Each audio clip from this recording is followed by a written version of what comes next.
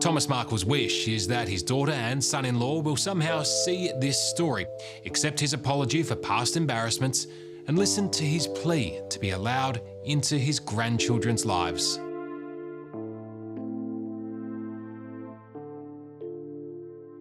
Harry has stayed largely silent through years of family drama.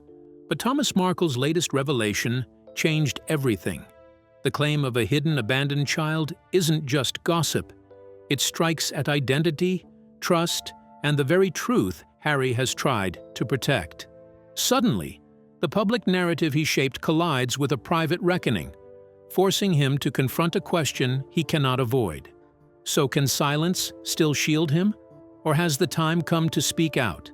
Stay with us, because what Harry reveals next will shock the world. The allegation made by Thomas Markle.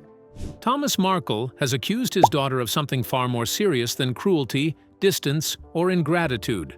This time, he is not talking about missed phone calls, staged paparazzi photos, or being shut out of a royal wedding. He is alleging that Meghan Markle abandoned a child in her youth and erased that chapter from her life entirely. If true, this is not family drama. It is a moral rupture. What makes this allegation different is its nature.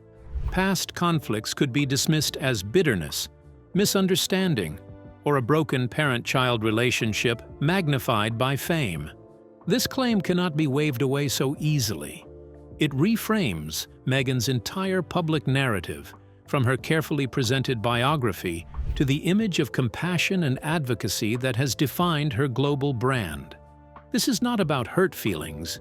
It is about responsibility, concealment, and the possibility of a life deliberately hidden. The weight of Thomas Markle's words comes not from anger, but from exhaustion. He did not sound like a man seeking revenge. He sounded like someone burdened by a secret he says he helped keep. When he spoke of the child, possibly a teenager now, his tone carried regret as much as accusation. He positioned himself not only as a wronged father, but as someone admitting failure. That admission, more than the allegation itself, is what rattled observers. It suggested this was not a spontaneous outburst, but a confession long delayed. Timing is everything. This accusation arrives at a moment when the Sussex narrative is already strained. Public sympathy has thinned, projects face scrutiny, and credibility has become fragile currency. It also lands when Prince Harry has built his post-royal identity on truth, transparency, and emotional honesty. That context matters. A claim like this years ago might have been buried under palace protection or media noise. Today, it detonates in open space. This is why the allegation changed everything. It does not ask the public to pick sides in a family feud. It forces a far more uncomfortable question. What if the story everyone accepted was incomplete by design? And if so, who knew? Who helped? And who is now trapped by the truth, finally demanding air? So if Thomas Markle carried this truth for years, why did it surface now? And what finally pushed him to speak? Stay with us. Why Thomas Markle spoke now. For years, Thomas Markle was treated as a background figure in a much larger royal drama, a man dismissed as unreliable, emotional, or motivated by bitterness. But understanding why he chose to speak now requires looking beyond anger and toward circumstance. Age, isolation, and regret have a way of stripping away caution. And by his own admission, Thomas Markle is running out of time. Living largely in seclusion in Mexico, Thomas has now retired to Mexico, living on a precarious cliffside just south of the border with California. his world has narrowed, his health has declined, his connection to his daughter and grandchildren has been severed for years. There are no quiet phone calls, no private explanations, no path back into the family fold. From his perspective, the door has been shut permanently. Insiders suggest that this isolation is central to his decision. When a man believes he has already lost everything that matters, silence stops feeling like loyalty and starts feeling like surrender. What complicates the moment is that Thomas Markle does not present himself purely as a victim. He frames his words as both accusation and admission. He speaks of protecting his daughter too much, of enabling behavior he now believes should have been confronted. That shift matters. This is not a father lashing out blindly. It is a man acknowledging complicity while exposing what he claims was buried. That dual role is why observers describe his statements as part confession, part exposure. The line between regret and retaliation is thin, and Thomas Markle walks it deliberately. On one hand, there is clear remorse. He speaks of missed years, of grandchildren he has never met, of a family erased. On the other, there is precision in his timing. The allegations emerge when public trust around Meghan Markle is already under strain, and when her ability to control the narrative appears weaker than before. That timing fuels suspicion that this is not just emotional release, but strategic disclosure. Insiders who have followed the family dynamic closely believe Thomas Markle reached a breaking point. Approaching 80, facing his own mortality, and watching his daughter's story solidify in the public record. Without him, he appears determined to leave his version behind. Not to repair the relationship, but to disrupt a narrative he believes is false. In that sense, this moment is less about reconciliation and more about legacy. That is why his words landed so heavily. They were not shouted in rage or leaked through intermediaries.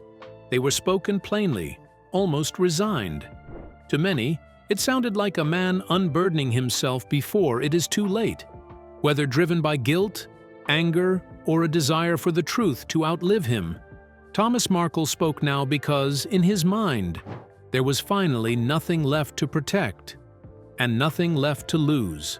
But was that chapter ever truly closed, or deliberately sealed away? Keep watching to find out. The Northwestern years under scrutiny. The story Thomas Markle points to does not begin in a palace or a press conference. It allegedly begins years earlier, inside the academic halls of Northwestern University, where Meghan Markle was a student between 1999 and 2003. Those years have always been presented as formative but uncomplicated, a time of ambition, theater studies, and early independence. Now, they are being re-examined as the possible origin of a carefully concealed chapter. According to claims circulating alongside Thomas Markle's allegation, this period included more than coursework and campus life. It allegedly involved a serious relationship with a fellow student, later identified in online investigations as Joseph Giuliano. The narrative suggests this was not a brief college romance, but a relationship intense enough to lead to a quiet, highly secretive marriage. Not a celebration, not a public union, but something arranged quickly and kept deliberately small, allegedly due to an unplanned pregnancy. What makes this account controversial is not just the relationship itself, but the way it is said to have ended. Instead of a divorce, the theory centers on an annulment. That distinction matters. An annulment does not dissolve a marriage. It declares it never legally existed. It is a legal and religious reset button, one that can erase records, minimize paper trails, and allow both parties to move forward as if the union never happened at all.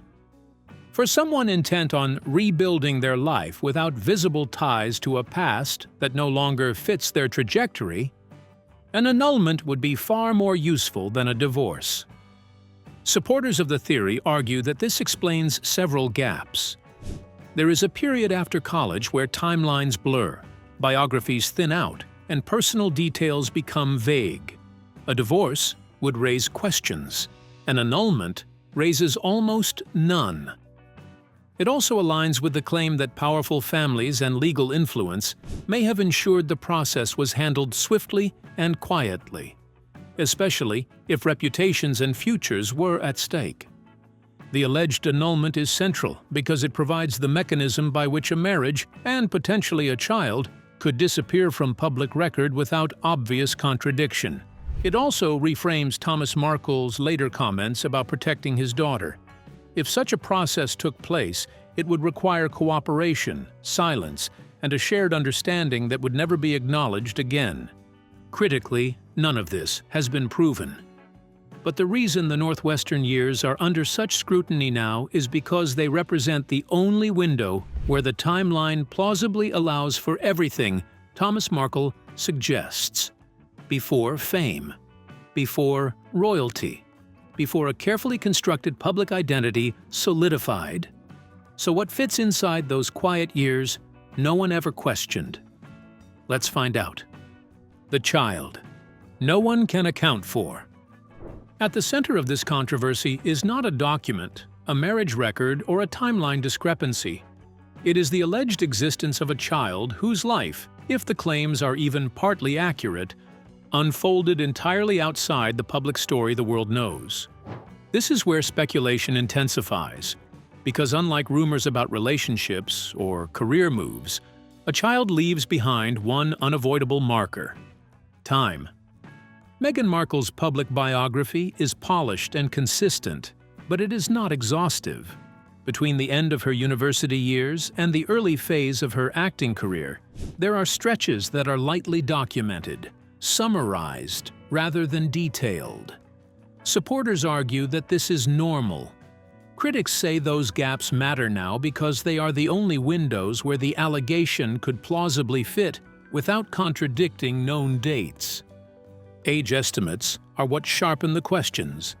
If the alleged child was born around the early 2000s, that would place them in their early to mid-20s today.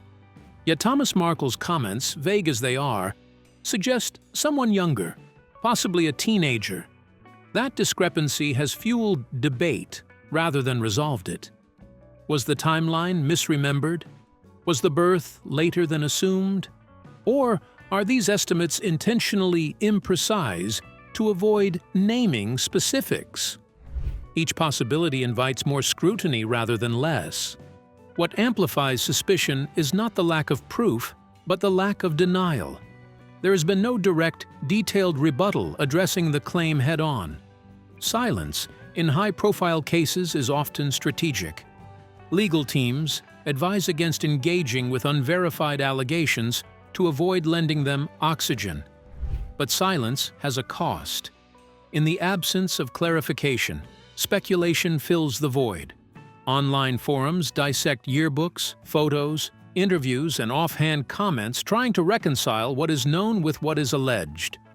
Critically, there is no confirmed identity, no verified testimony, and no documented evidence of such a child. That fact must be stated clearly.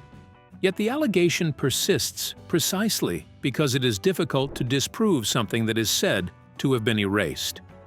The theory relies on absence, missing records, missing years, missing explanations.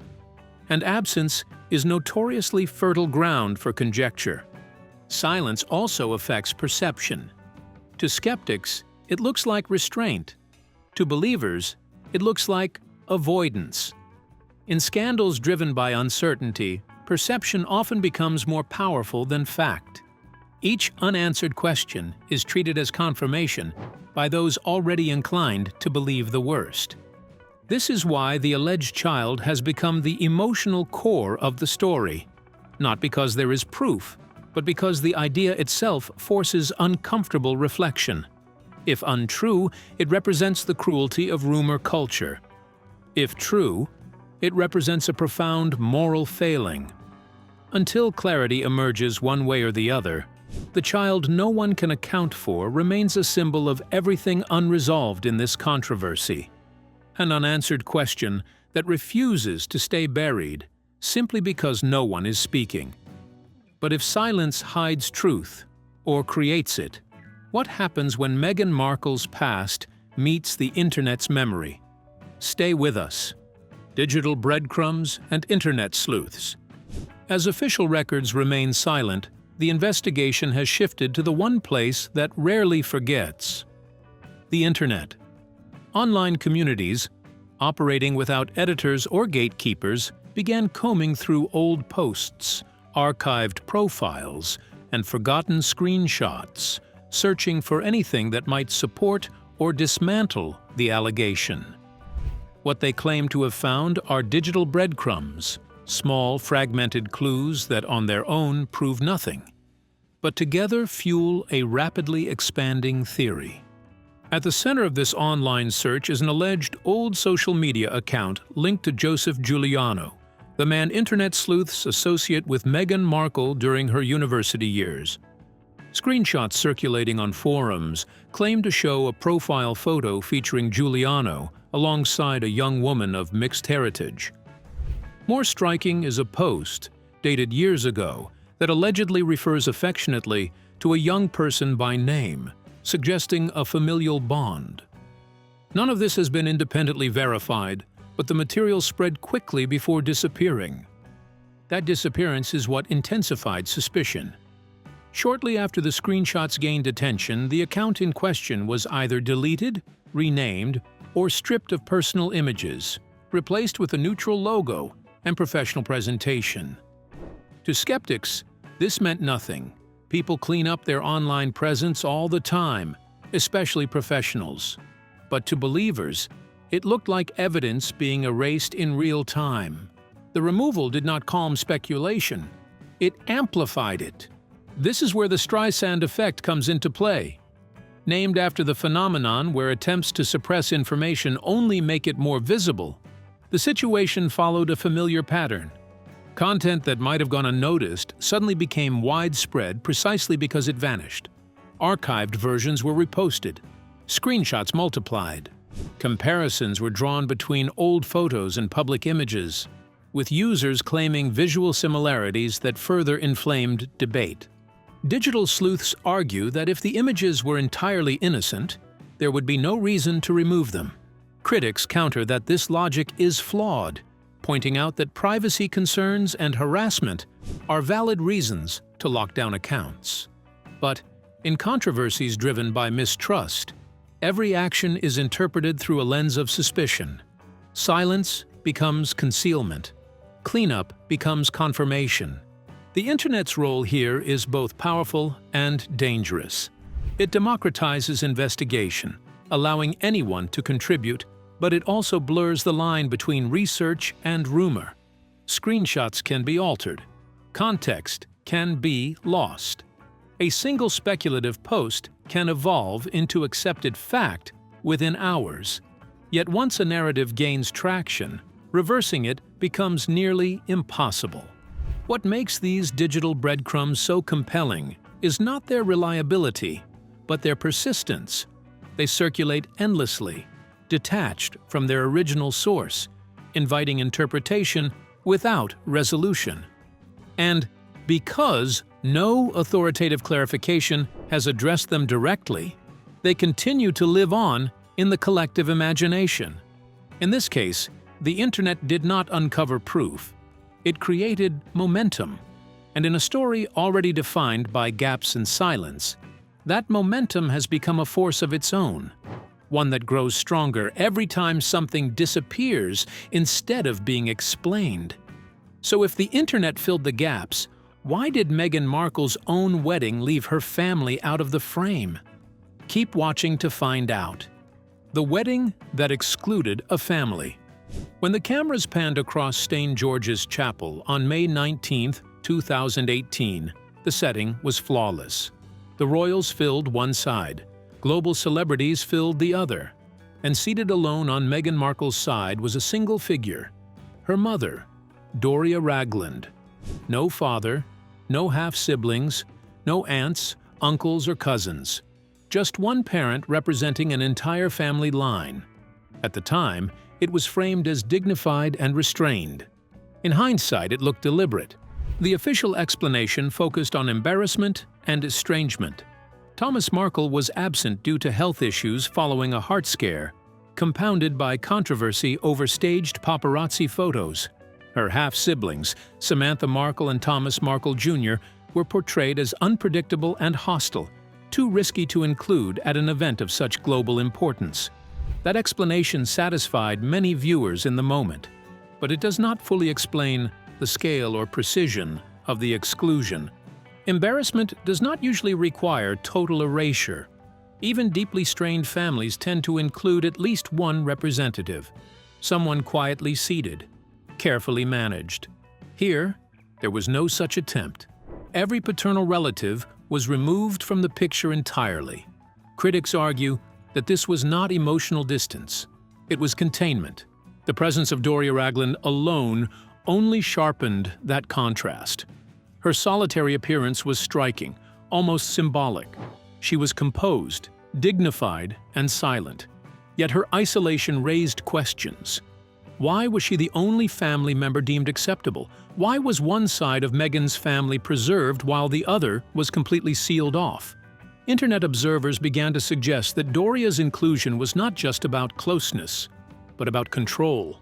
She was the one relative whose narrative aligned cleanly with Meghan's public story, and whose silence could be trusted. This framing transforms the wedding from a tale of broken family ties into something more strategic. Some analysts describe it as a quarantine, not an estrangement. In this interpretation, paternal relatives were not excluded because they were embarrassing, but because they were unpredictable. They carried memories, timelines, and stories that could not be rehearsed. Any unguarded comment, any casual remark, could have destabilized the carefully constructed image presented to the world that day. The guest list reinforces this theory. In place of blood relatives sat celebrities like Oprah Winfrey, George and Amal Clooney, and Serena Williams, people with no shared history and no reason to speak beyond approved narratives. Loyalty here was not familial. It was situational. These were safe witnesses. Seen through this lens, the wedding becomes less about absence and more about selection. Who was allowed near the spotlight and who was kept far from it? Doria Ragland's presence was not questioned because she fit the story being told. Everyone else did not. That is why the wedding remains central to the controversy. It was not simply who was missing. It was how thoroughly they were excluded and how carefully the environment was controlled. If there was nothing to hide, critics ask, why did the guest list look less like a family gathering and more like a perimeter? But if the wedding was about control, what happens when that control collides with Prince Harry's deepest beliefs about truth and loyalty? Don't blink, because what comes next will shock you. Harry's private reckoning. For Prince Harry, this allegation lands in a place far deeper than public controversy. It strikes at the core of how he understands loyalty, truth, and the choices that reshaped his life. Harry has weathered criticism before, but this is different. This is not an attack from tabloids or palace insiders. It is a claim that challenges the personal foundation on which he built his post-royal identity. What makes this hit differently is history. Harry's worldview has been shaped by trauma, particularly the loss of his mother, and the belief that secrecy, manipulation, and silence can destroy lives. Over the years, he has spoken repeatedly about the damage caused by hidden truths and the emotional cost of protecting false narratives. He positioned his departure from royal life as a rejection of those patterns. Transparency, honesty, and emotional openness became his stated values. That context turns this allegation into more than a marital issue. It becomes a moral test. Insiders claim Harry did not initially respond with anger, but with disbelief. The idea that such a significant part of his wife's past could have been withheld forces him to confront a deeply uncomfortable possibility. Not just that he was misled, but that he may have unknowingly defended a version of reality that was incomplete. For someone who sacrificed family ties, public standing, and national duty in the name of truth, that realization would be devastating. This is where trust collides with sacrifice. Harry gave up more than most people ever would for his marriage. He severed relationships with his father and brother. He left behind his role, his home country, and the institutional protection he once criticized but relied upon. Those sacrifices were justified in his mind by a shared commitment to honesty. If that commitment is now in question, the cost of those decisions becomes painfully visible. The internal conflict is not simply whether the allegation is true. It is whether Harry can reconcile the man he believes himself to be with the possibility that he ignored warning signs or accepted silence when clarity was owed. Trust demands belief in the person you love. Integrity demands accountability to your own values. Balancing those two becomes nearly impossible when the stakes are this high. According to those close to the situation, Harry's reckoning has been private, tense, and emotionally draining. He is said to be questioning not only his marriage, but the chain of decisions that led him here. If he speaks, he risks validating the allegation. If he stays silent, he risks betraying the principles he has publicly championed. That is the trap he now faces. This is not about choosing sides in a family dispute. It is about choosing between belief and truth, between loyalty to a partner and loyalty to the values that once compelled him to walk away from everything he knew. So when private doubt meets quiet negotiation, is this still a marriage or the calm before a calculated exit? Stay with us. Marriage under quiet negotiation. Away from cameras and public statements, insiders suggest the marriage between Prince Harry and Meghan Markle has entered a phase defined less by emotion and more by calculation. This is where divorce rumors gain traction, not because of visible confrontation, but because of how controlled and deliberate everything appears to be. When couples fight emotionally, cracks show quickly. When couples negotiate, silence becomes strategic. Those close to the situation claim conversations are no longer centered on reconciliation or reassurance, but on outcomes. Timing matters. Any formal separation now would collide with ongoing projects, public narratives, and long-term brand positioning. That is why speculation points to preparation rather than impulse. Insiders describe a pause, not peace, a holding pattern designed to minimize damage rather than save the relationship. This strategic tone is what keeps divorce rumors alive. There have been no dramatic denials, no unified public appearances meant to quiet speculation. Instead, there is distance, careful language, and a noticeable absence of shared messaging. To observers familiar with high-profile separations, these are familiar signals, not of collapse, but of controlled disengagement. Custody is believed to be one of the most sensitive issues under discussion. Any separation would inevitably place their children at the center of scrutiny, something both parties are reportedly keen to avoid. Decisions around residence, schooling, and public exposure carry enormous weight, especially given Harry's complicated relationship with his own childhood in the spotlight. This is not simply about parenting, but about preventing history from repeating itself. Titles and identity are another quiet battleground. While titles may not be legally contested, their usage, presentation, and future relevance are deeply tied to reputation. For Harry, they are a reminder of what he left behind. For Meghan, they remain central to global recognition.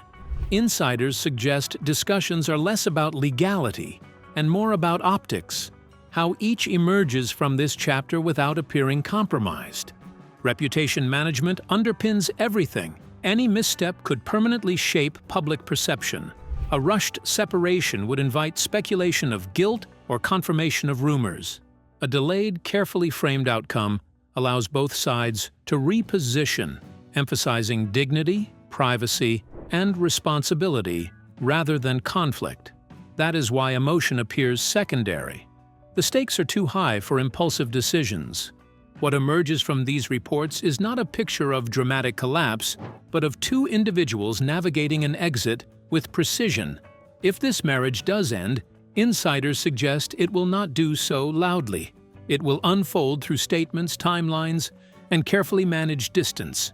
And in that quiet negotiation lies the clearest indication yet that whatever once bound them emotionally is now being measured, weighed, and possibly set aside in favor of survival.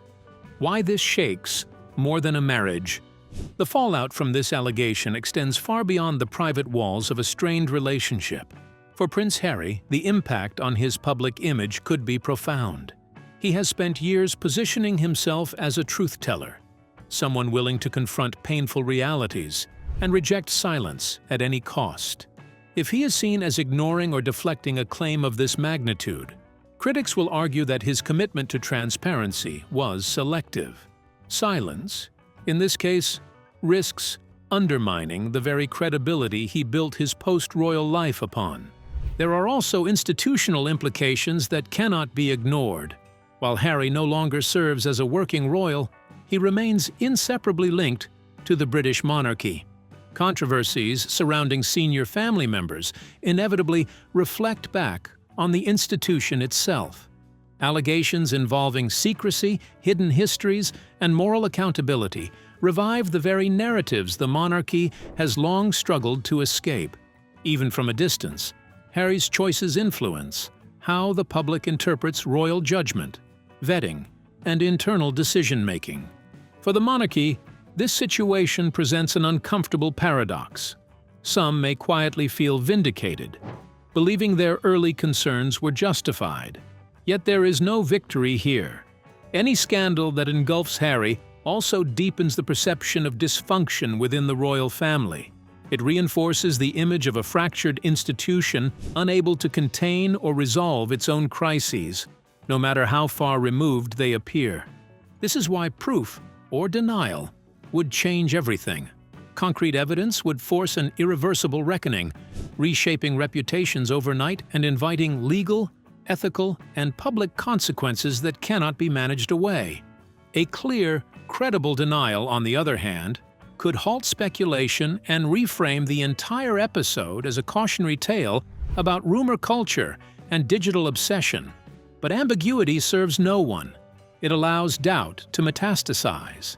In the absence of clarity, the story grows larger than any one person. It becomes about trust, power, and the cost of silence.